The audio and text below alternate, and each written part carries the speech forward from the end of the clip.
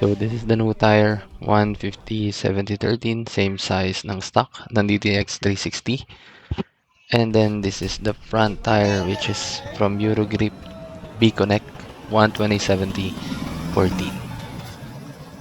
Okay, so as you can see, this is the front tire of my DTX. This is 17,000 kilometer na. And syempre, dapat napalitan. Tanda na ng gulong. Nakita nyo naman, sobrang gamit na gamit. Pero matagal mapudpud yung front tire. So, eto, bumiyahe na ako pumunta Migumoto. So, sa Migumoto, good siya.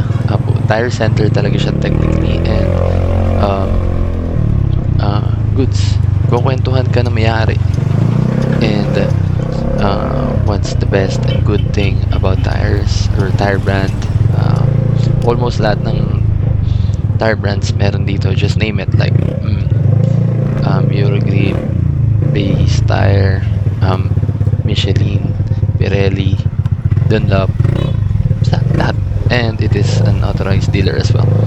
So, shoutout Migimoto. Ito yung shop nila sa may Dasma. So, eto puro gulong talaga. So, halos lahat ng brand meron dito. Meron pa akong hindi nabanggit, but yeah. So, ito na yung SR30 na nakasalpak. This is Beast Tire Warrior. Beast Tire. So far, so good. And wala pa kasi 1,000 kilometer. I can't say anything bad about it. So this is the front, the B-Connect from Eurogrip.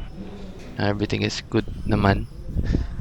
So, yeah, 64S yung rating. So far, hindi naman dinulas. Pero tatry ko siya sa Marilaki next time. And I'm gonna vlog it as well. So, yep, that's the thing. So the bad thing about the Beast Tire is Beast Tire website don't have anything about the tire. No specs or whatnot. Nag-chat ako sa Facebook page, wala din. But, Eurogrip, kompleto. See? Diba? Just in case lang na may tanong ka sa tire or saan gawa yung tire. Mas maganda pa rin yung lagyan nyo ng konting specs. Konti lang naman eh. Diba? So, ito yung DTX 360 with road tires. Technically, it is like adventure bike. But then again, may enduro bike na ako to use for other leisure instead of using this bike kasi mabigat talaga tong motor na to. And mas maganda, mas dumadama ko yung scooter lalo na sa kalsada. Sarap niya gamitin, piga-piga ka lang eh. Sobrang chill.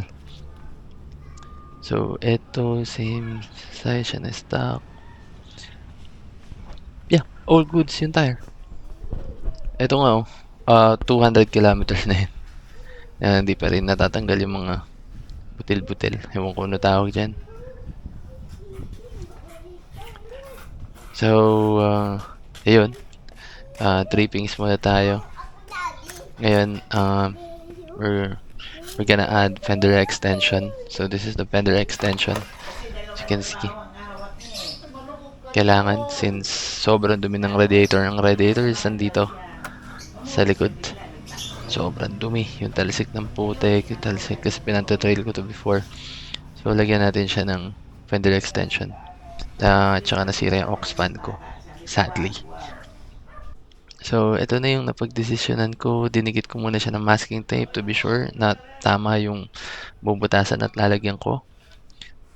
Nonetheless, mukhang tama naman. So, ito yung slow-mo video to check if ever na kung meron bang sayad dun sa tapalodo na nilagay ko.